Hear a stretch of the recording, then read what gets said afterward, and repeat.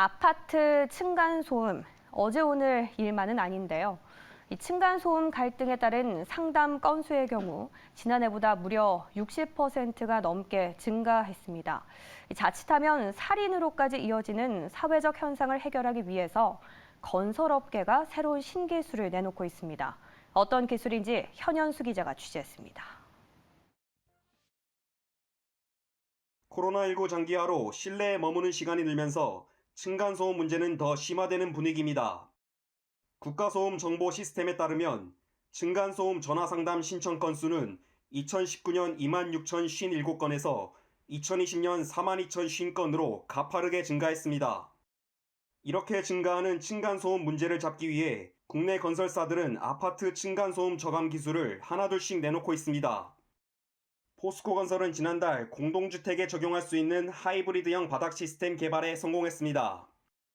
기존 대비 약 2배의 중량을 가진 단단한 바닥층을 만들어 충격을 약화시키고 소리가 증폭되는 현상을 줄일 수 있는 기술입니다. 이번에 개발한 하이브리드형 바닥 시스템은 콘크리트 기초 바닥과 고참 완충제 위에 철제 환봉과 공진저항 모듈판을 얹고 전체를 고강도 몰탈로 마무리한 형태입니다. 바닥에 가해지는 충격을 크게 약화시키고 공진저항을 획기적으로 줄이는 역할을 합니다. DLENC는 자체적으로 개발한 12개의 소음 저감 특허 기술력을 집약한 디사일런트 바닥 구조를 완성했다고 밝혔습니다.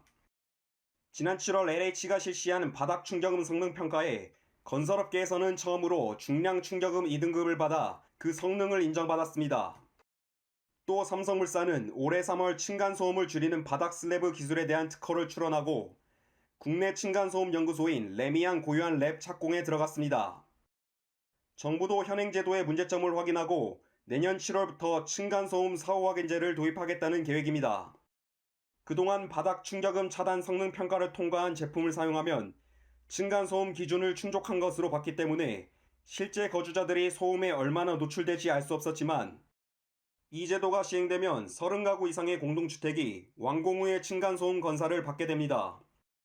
정부와 건설업계가 제도 개선과 신기술 개발을 통해 층간소음에 따른 사회적 논란을 불식시킬 수 있을지 주목됩니다.